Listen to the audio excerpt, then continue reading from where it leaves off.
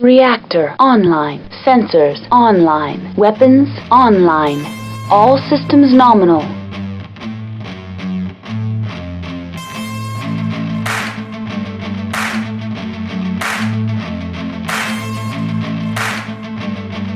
Hello everybody, this is Carrie with Unicorn Company. First of all, I need to apologize for getting this episode out to you a week late. Or a little more, actually. Unfortunately, one of my partners passed away and has pretty much brought my life to a screeching halt. And even though I'm trying to deal with it best I can, I expect that there will be delays in things. I just ask that y'all stick with me through this, as things will get better. That being said, let's move into more BattleTech type subjects. In the news, there is essentially a big subject to cover. That would be the announcement of the new Force Packs. For a while, there has been a rumor of a Northwind Highlanders Force Pack with a SKU number rolling around on the internet. That rumor has finally, sort of, come to fruition with the announcement of several new Force Packs and a new premium miniature in the pipeline. The premium miniature, which we have a date of June for, is the Mad Cat TC. I know that on the tabletop, this thing is pretty awesome. I'm going to say, though, aesthetically, it doesn't impress me. It looks like a Mad Cat chassis with vulture arms and a summoner shoulder missile launcher on each side of the torso. Next, there are the new Force Packs. These include an Aerodani Light Horse Hunter Lance, which will consist of a reposed Banshee, new variants of the Cyclops and Thunderbolt, and a new mech, the Sagittaire. I don't know if I ever pronounced that right. The next Force Pack is Hansen's Rough Riders Battle Lance. This Force Pack comes with a reposed Atlas, new variants of the Enforcer and Hatchetman, and as the new mech in the Force Pack, the Penetrator. We also have the Northwind Highlanders Command Lance. This lance has in it a reposed Highlander, new variants of the Grasshopper and Warhammer, and as a new mech, the Gunslinger. Then there is the Kellhound Striker Lance. Should be Strike Lance or Striker. I can't tell. This lance has in it a reposed models of the Wolfhound, new variants of the Griffin and Crusader, and finally the Night Sky as a new miniature. The last one that's been announced is the Grey Death Legion Force Pack. This one will contain a reposed Shadowhawk, new variants of the Gargoyle and Catapult, as well as a new model, the Regent. Each of these Force Packs contains a jumping mech. The jumping mechs out of all the Force Packs are the Thunderbolt, Hatchetman, Highlander, which doesn't have it jumping in the preview image of the Force Pack, because I don't think it's a final image, Crusader, and Shadowhawk.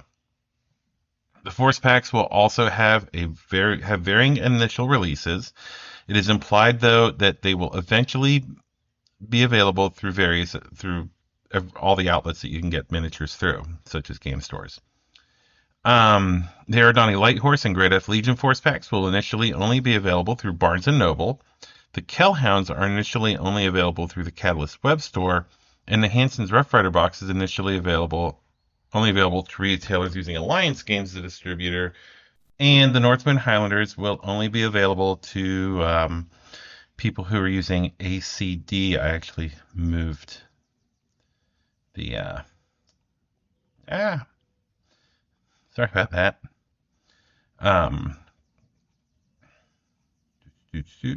Shoot. I have totally lost my spot. I am so sorry. Yeah, the Northwind Highlanders will only be available through places that use ACD as their distributor. All of these except the Grey Death Legion Force Pack are slated for fall of this year. The GDL Force Pack should release in spring of 2023. I know that we are still in the news, but I need to say a couple things. The first of these is the fact that I personally believe that the jumping mechs should be left to things like special releases. So, in a way, the price point is essentially where you're paying $10 a mech as the Force Packs retail for $30 a piece. And I'm not counting the jumping mechs in there. And as far as Alpha Strike, the fact that the jumping models are jumping, it creates different line of sight involving the miniature while it comes to the mini interacting with the terrain, unless you're using practical line of sight rules, which literally say a mech is only so tall. So, if it like peeks over a building slightly, it doesn't count. This sort of segues into the next bit of information I want to share, which is the pending release of the Alpha Strike box set. The description of the game says that it will come with 13 miniatures, which will include 2 new minis, the Wraith and Pouncer. It also includes 13 Alpha Strike cards and 13 pilot cards, a set of battlefield support cards, a total of 15 cardstock buildings, 2 tree punch boards, and, of course, your run-of-the-mill things like a rulebook, 24-page novella, universe primer, and reference sheets. There isn't a price point attached to this yet, although I would venture to guess that the game won't stray too far from the prices of the other box sets in the line. And I am looking forward to the release of this new set, or all of these new sets, and I'll go into that in a little bit. But for now, I'm going to continue with this massive news segment, because there is yet another Alpha Strike product that has been announced, and hopefully will work out, as it is a line of products. The force manuals now. These will cover each of the factions in BattleTech, will be able to work with Alpha Strike and Classic BattleTech, and will start off with Force Manual Davian being the first of these new manuals to come out. It will even include revamped versions of the Karita and Mercenaries books, which I'm really looking forward to this. And finally, on top of all this, was announced the BattleTech Mercenaries Kickstarter, which is made to bring more mechs and vehicles into the game in plastic. These include the Firestarter, Griffin 2C, Ostrock, and Kraken, and will also have vehicles, which they immediately mention the Galleon Light Tank, SRM/LRM carrier, and the Demolisher tank. This will definitely be something to watch out for, as I am not going to lie, I'm totally interested in the possibility of plastic and easily available vehicles in the game, as traditionally they've been sidelined in favor of mechs for the most part, and makes their integration a little awkward for Alpha Strike. So I know there's a lot more we could cover in the news, as there have been several products announced. Actually, before I even say this, actually, no, I'll go into it later. Such as Dominion Divided, the Dark Age Technical Readout, and the BattleTech Universe Sourcebook, a book to bring people up to speed on everything through 3150. I could probably do an entire episode about the recent news, all the rumors, and everything else floating around on the internet recently. But we do have a subject to talk about today: the FedCom Civil War. So in our last episode, we discussed the beginnings and endings of the clan invasion era and looked at some of the important bits in between. Today, though, we're going to look at the aftermath of that era, the Federated Commonwealth Civil War. As I think I mentioned at the end of the clan invasion, Victor came home as a prince without a throne, usurped by his sister, who now had control of both the Federated Commonwealth Rump State and the Laren Alliance. Now, there are two different things that I have to say. The first of these is that the FedCom Civil War is my favorite era. In fact, we could have simply stopped here, and I would be happy, because everyone is shooting each other at some point here. And I also have to admit that this is a very nostalgic era for me, as this was the first era that I was there for everything, and was the last era that was handled fully under the original owners of BattleTech, the FASA Corporation. Before we were thrown into the chaos of the WizKids' attempt to convert BattleTech into a collectibles miniatures game, and the dark age of classic BattleTech, when fans like myself and others kept the game alive on message boards and internet relay chat channels.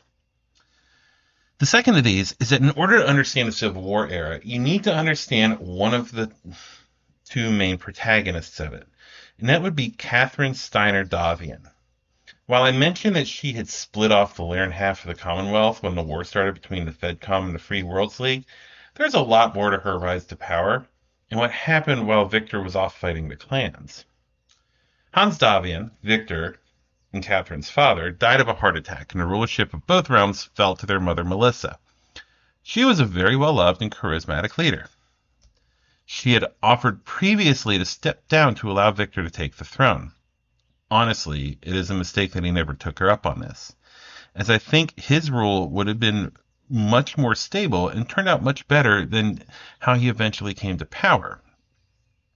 which happened quite tragically as his mother, while giving an address, was killed by an assassin's bomb, which just happened to have been planted by an assassin working for Catherine. Victor at the time was too far away to be able to attend her funeral, and so she was buried on her homeworld without the person who would inherit her throne. Her own son in attendance. After her death, Victor favored being on New Avalon as opposed to Tharkat as his seat of government, and trusted his sister Catherine to act in his stead in the Lyran half of the state.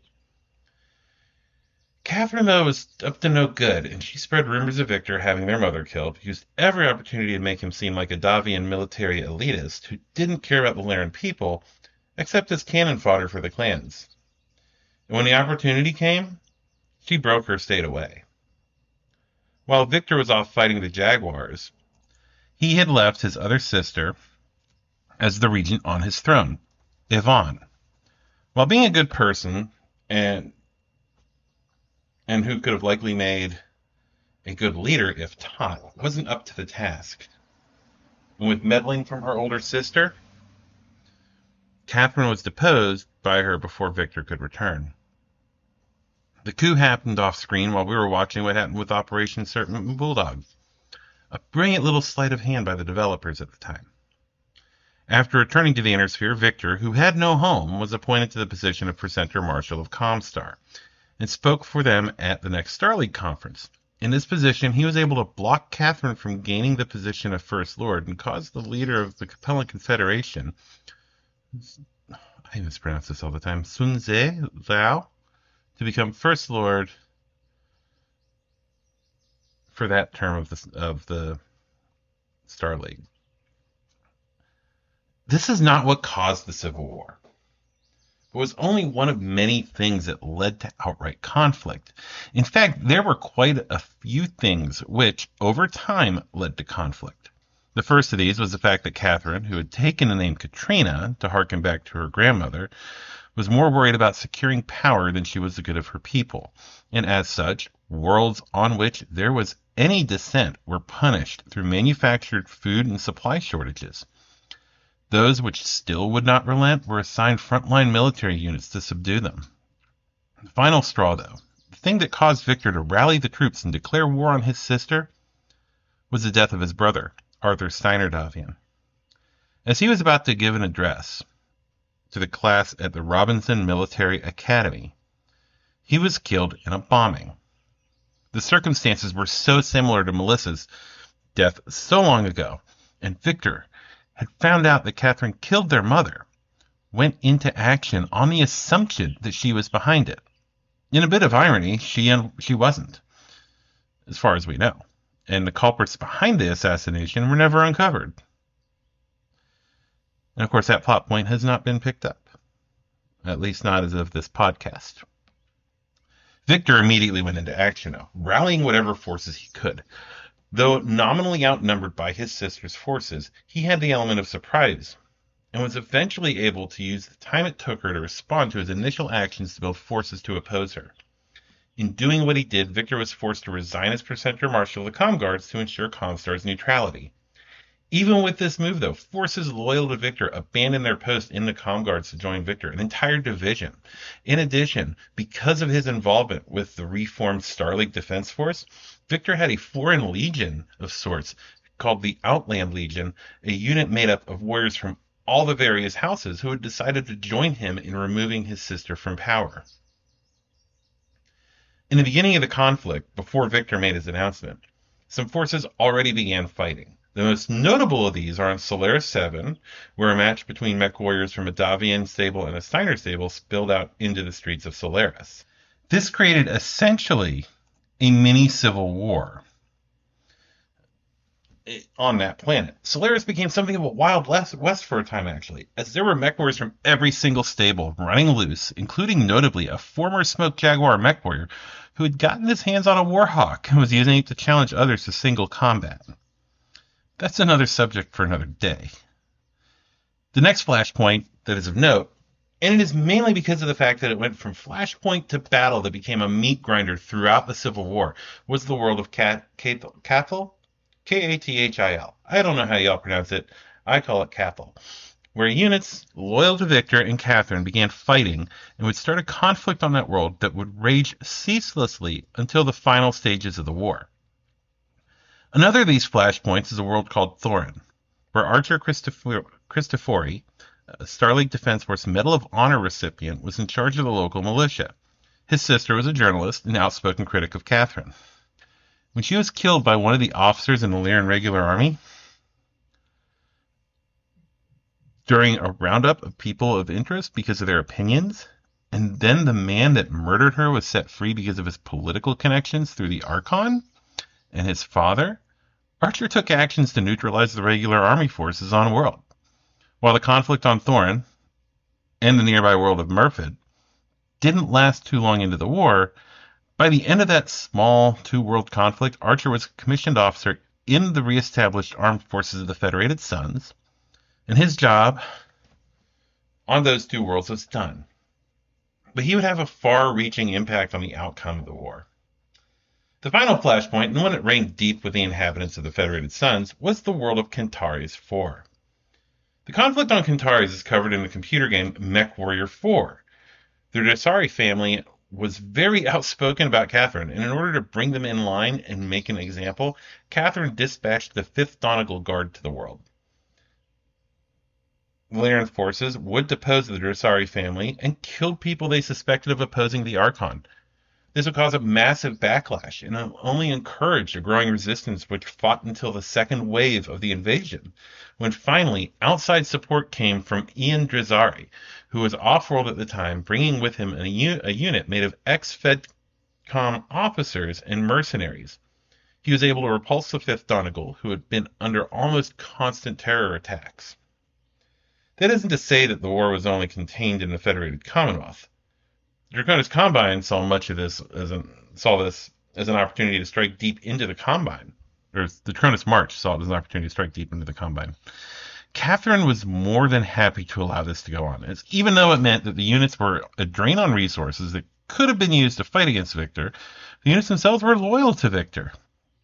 And as such, if they were occupied fighting the dragon, they wouldn't pose a threat to her. Each wave of the war, Victor would advance closer and closer to the Terran corridor in order to cross through and begin his march towards New Avalon. Archer and his militia, which had been rechristened Archer's Avengers, was able to act as a spoiling force of sorts, keeping the Lyrans guessing where he would be.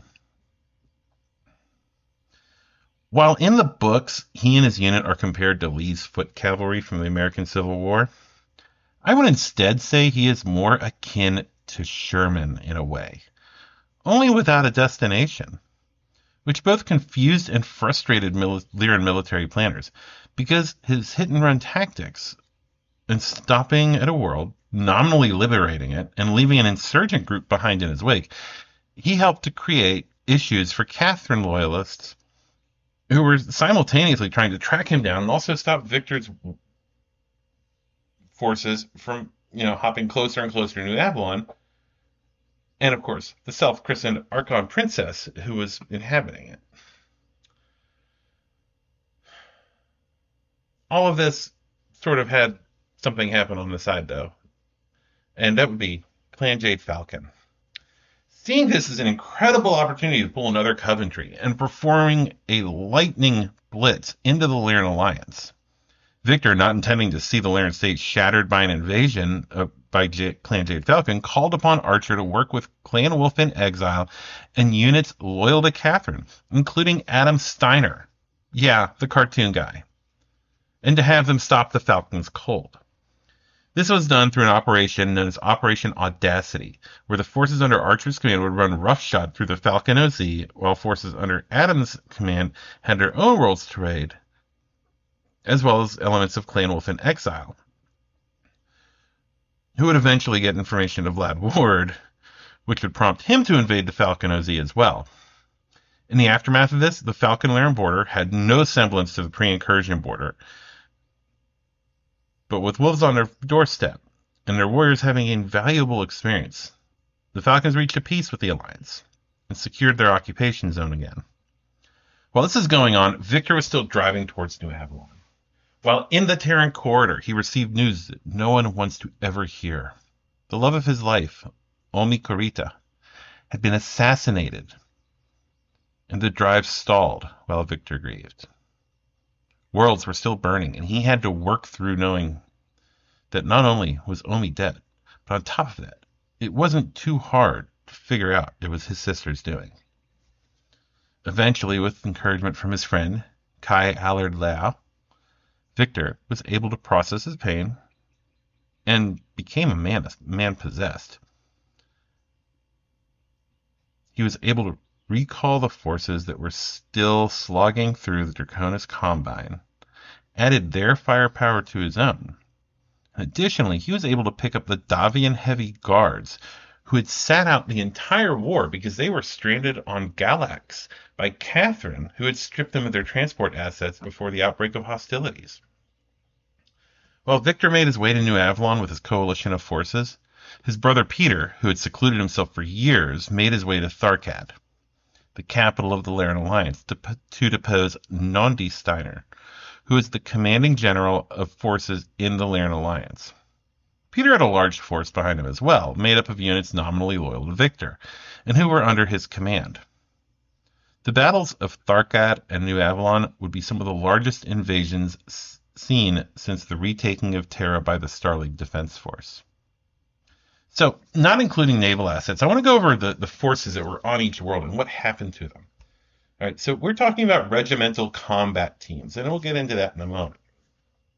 But Victor had the 17th Avalon Hussars, the second Ceti Hussars, 1st, 3rd, and 5th, and 6th Crucius Lancers, the Davian Assault, Heavy, and Light Guards, and the Heavy Guards had seen no fighting, the 2nd Davian Guards, the 2nd Robinson Rangers, the Maeda Draconis March Militia, the 1st Neas Cadre, the 20th Octuran Guards, 10th Laren Guards, the 244th Comguard Division, the 1st St. Ives Lancers, and the Outland Legion. Catherine was heavily outnumbered.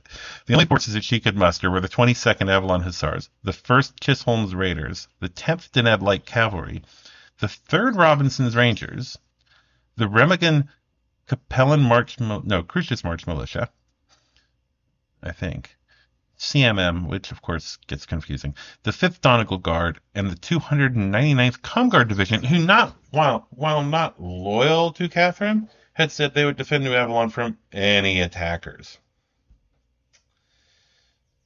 Meanwhile, on Tharkad, Peter, by extension, had the 39th Avalon Hussars, the 20th Octuran Guards, the Blue Star Regulars, the 1st Killhounds, the 4th Wolf Guards from Clan Wolf, and the 4th Sky Rangers. Catherine had the 1st Aileron Jaegers, the 11th Octuran Guard, the 1st and 2nd Royal Guard, the 244th Laren Guard, 24th Laren Guard, and the 66th Comguard Division, who had also said a similar thing. We'll attack whoever attacks the planet. Well, I mean... Anyway. So why do I bring up every unit that was involved? Well, out of the units involved with the assault on New Avalon, 2, 3, 4, 5, 6, 7, 8, 9, 10, 11, 12, 13, 14, 15, 16, 17 out of 2, 3, 4, 6, 7, 8, 9, 10, 11, 12.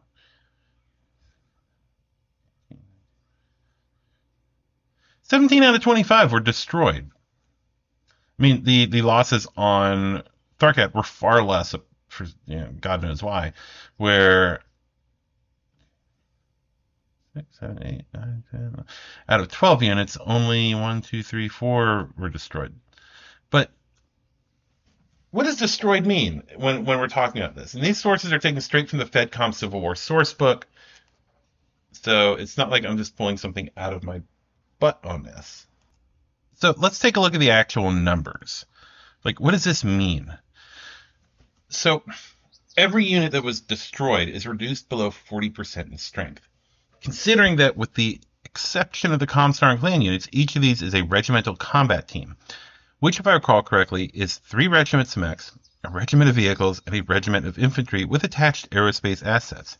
That is, if all spread equally, is a loss of 195 mech warriors, 65 vehicle crews. You figure there's probably 4 personnel per vehicle for the crew, and 389 infantrymen per unit.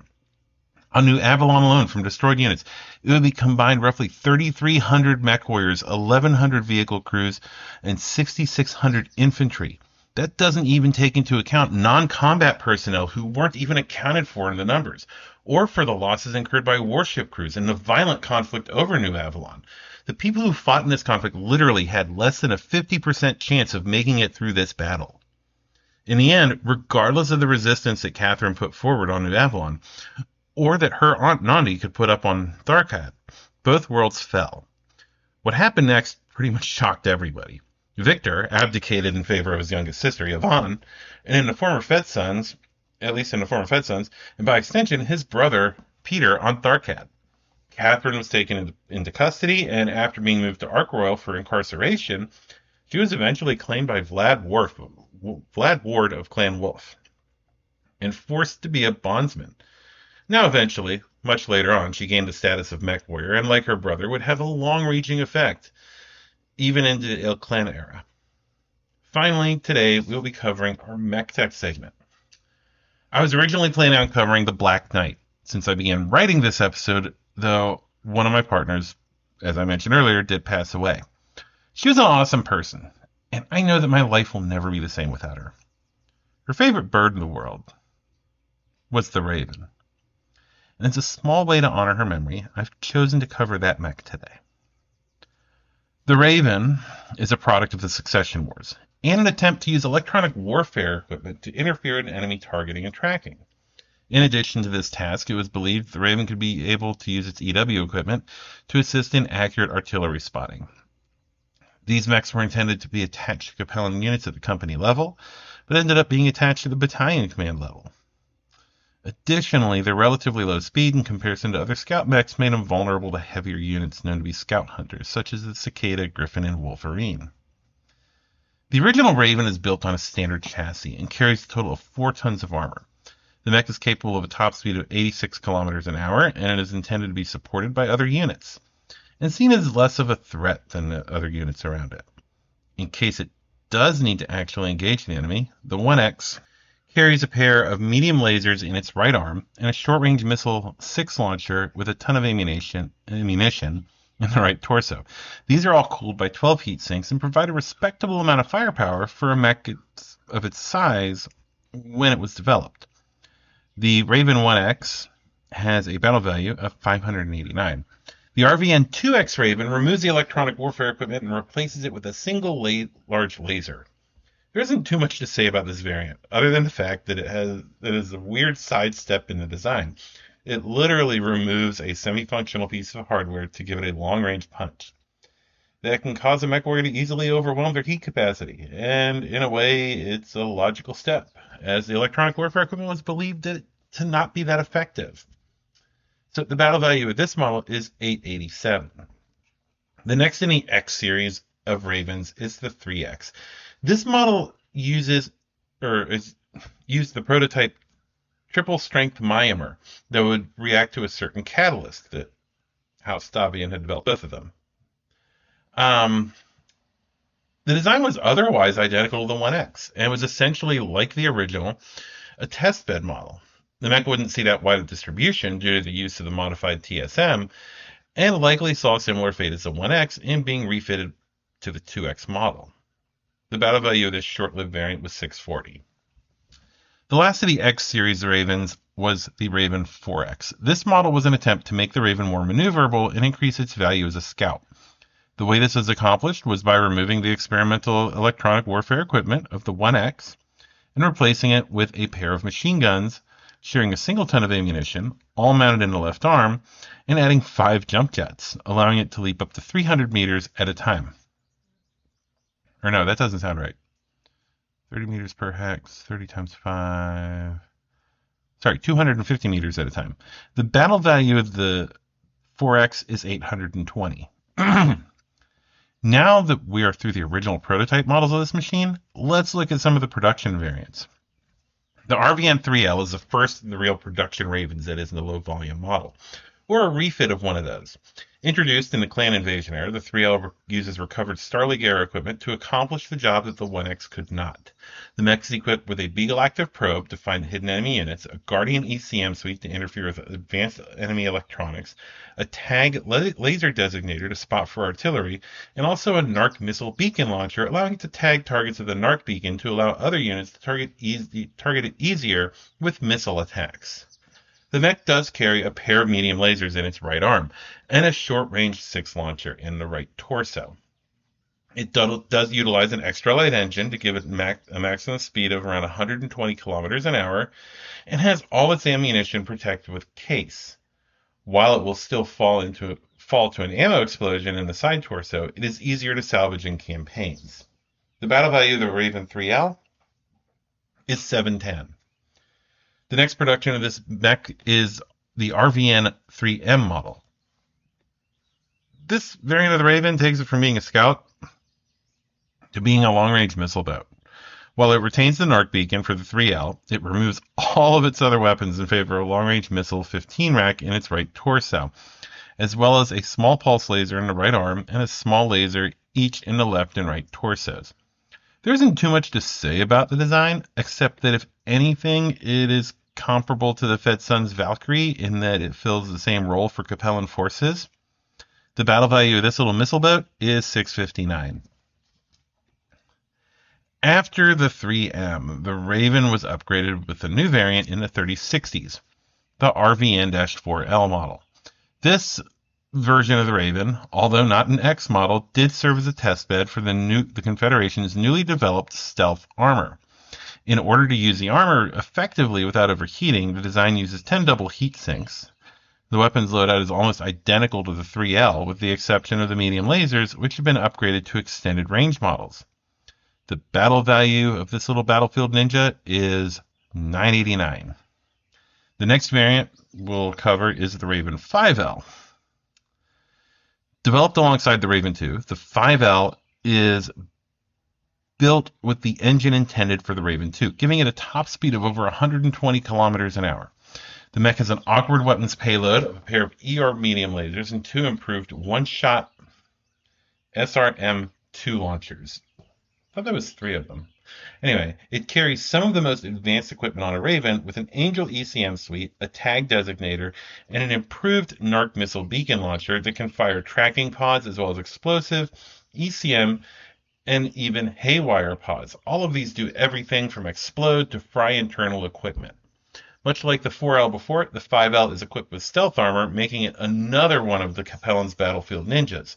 The 5L has a battle value of 1,053. Finally, as a bonus, we will take a look at the 5X, known as the Raven 2. This version was designed to be the end-all be-all of Capellan electronic warfare capabilities in a mech. The 5X has a maximum speed of over 110 kilometers an hour. It is protected by stealth armor, much like the 4L and 5L. The mech is equipped with a tight stream electromagnetic pulse weapon, allowing it to disable enemy mechs to make them easier to attack for its lance mates. The mech mounts an advanced Bloodhound active probe system and uses I've already mentioned the Angel ECM, but it does use an Angel ECM when its stealth armor is not activated. It gives the mech exceptional capabilities of interfering with enemy electronic targeting and communication systems. On top of all this, the mech has its actual armaments, a pair of extended range medium lasers, a multi-missile launcher 5, allowing it to fire both short and long range missiles. Room for all of this was made by adding 5 tons to the Raven's chassis. The battle value of this bleeding edge little mech is 1858. And that is a big jump between the Raven 5L and the Raven 2. So let's take a look at these machines in Alpha Strike. So obviously some of the earlier variants are going to have similar stat lines, but will have different special abilities based on their payloads. The Raven 1X is Type Battle Mech, size 1, target move 2, movement of 10, is a scout, has a point value of 23. The damage it puts out is 2 at short and medium with no long range. The mech has no overheat and has armor of 2 and structure of 3. The special abilities of the 1X are ECM, light probe, and recon. The 2X has an identical stat line with the exception of having one additional armor point, an overheat of 1, and no special abilities. The point value of this variant is 22. The 3X is completely identical to the 1X with the exception that it has the TSM special ability and a point value of 24. The last of the early models of the Raven, the 4X, also identical to the 1X, classified as a striker, can jump up to 10 inches, and has a short range value of 3, has 4 armor instead of 2. This variant comes in at 24 points. The reason I wanted to cover all these in this way for Alpha Strike is that they all have a similar role. The 2X and 4X obviously give up their EW capabilities for enhanced combat capability, but otherwise serve the same role as a forward observer, and as the EW equipment, which was on the 1X and 3X, was a succession war system, it didn't actually have anything to use it on. It was, at the time, the most advanced system in the inner sphere. Overall, these 4 variants let you choose whether or not to have EW equipment or to bring a little bit more firepower and maneuverability. The 3L model is similar to the earlier models, but actually brings more modern equipment with it to the battlefield. It is Type BattleMech, size 1, TMM2, movement of 12 inches, a scout, and has a point value of 26. For damage, it can do 2 at short and medium, and has no long-range capabilities or overheat. It has armor of 3, structure of 2, for protection with the special abilities of Case, ECM, Probe, Recon, and Standard Narc and Tag. This is the most capable of the older Ravens, and with a point value of only 3 points more than the 1X, is an absolutely wonderful alternative, unless you're playing a game that requires you to bring pre-clan invasion equipment. The 3M is the odd man out here, as it were. Most of its stat line does feel familiar. Type BattleMech, size 1, target move of 2, and movement of 12. It's classified as a missile boat and has the lowest point value of any Raven at 20 points. The 3M has damage values of 2 short and 1 at medium and long ranges, with an overheat of 0. Armor on this variant is 2,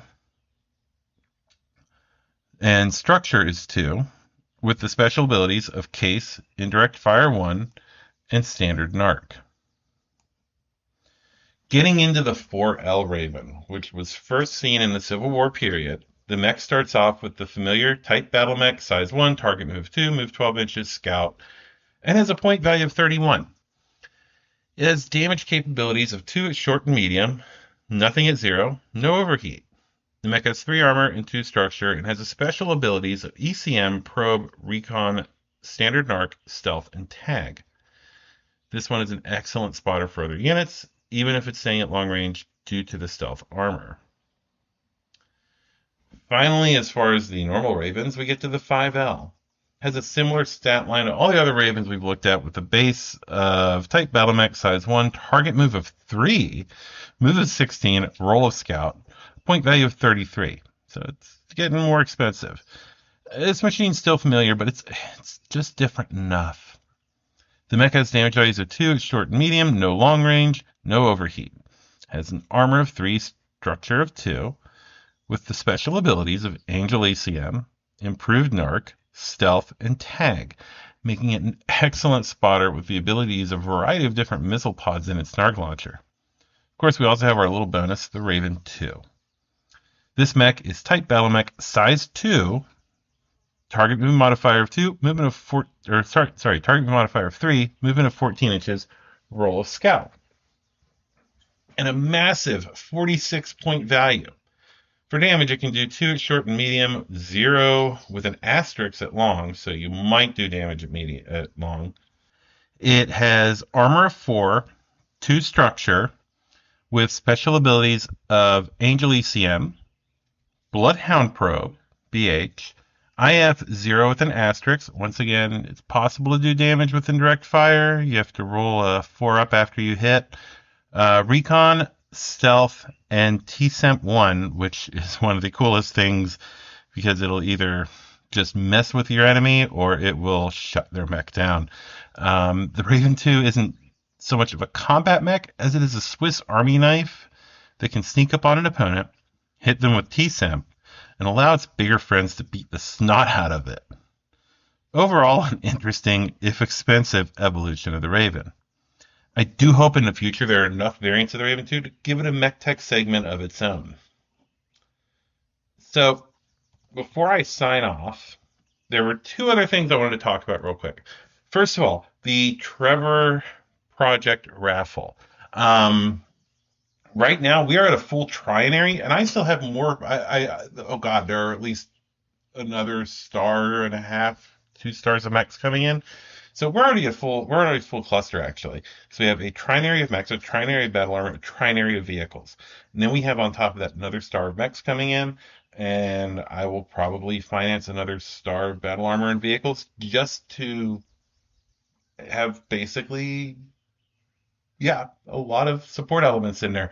Um, So this is something massive, and there's also some wonderful prize packs that include force packs and dice and all sorts of little goodies and cards from Paul LaRue that I got.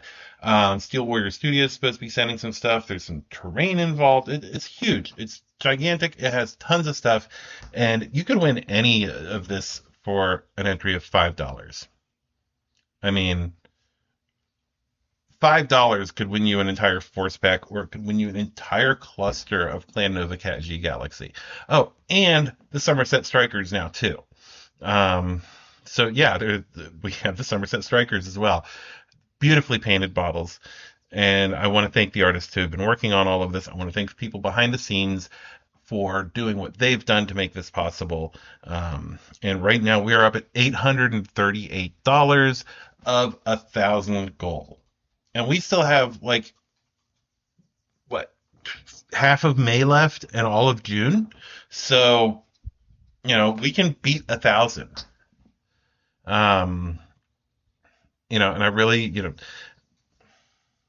I don't have a lot of entries right now. I mean, I have a lot of entries, but I don't have a lot of people who have entered. I have a lot of people who've entered a lot of times, and yeah, I mean, not everybody's going to walk away with something at this point, but a lot of people are. Also, I wanted to talk about NB Kaiju, is how it should be pronounced, I believe. Kaiju. Anyway, NB Kaiju, who is, shoot. They're on Twitter. Anyway, they're on Twitter. I first encountered them through one of the channels on Discord, one of the BattleTech channels. I can't remember which one. I know they're on a few of the same as me, but they have a store at Redbubble, and I've gone ahead and put a link on the Unicorn Company podcast, Facebook page, and it's a Unicorn Company, a BattleTech podcast. And there you will find a link to their Redbubble store where they have the most amazing sticker ever. I know, I sound like a 10-year-old, like, oh my God, I want the thing. But yes. It is a giant Mad Cat, trans Mad Cat. You can get it with or without a rainbow background that says, "This machine stomps fascists." And it's like $1.34 is the lowest price for the sticker. So yeah, that's pretty freaking awesome. Also, I just wanted to go ahead and put out there that, if you do want to support the podcast, if you're listening on YouTube, like, subscribe. Also, if you want to financially support us and help us out in that way, and it lets us do more things for our patrons, and also get better sound equipment, better everything. You can go to patreon.com/unicorn company, and there you will find, I want to say it's patreon.com/unicorn company. Yeah, it's all one word, patreon.com/unicorn company. I have tiers, everything from I want to say $1 all the way up to, oh God, I want to say that there is so I can't remember all the tiers. which is horrible. I know, right?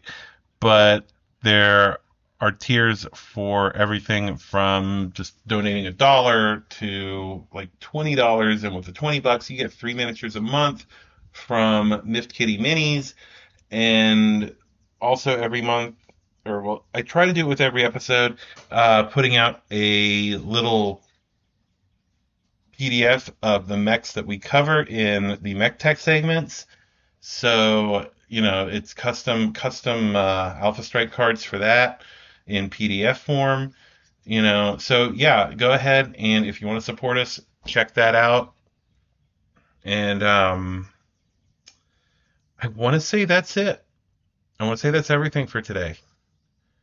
I really appreciate all of you who are listening, who are sticking with me through this tough time right now. And thank you. Y'all have a good night, good day, good evening, good whatever it is where you are. And I will try to have the next episode out on time, which is less than a week away. I'm gonna find my meaning, I can make a change, I wanna play the game.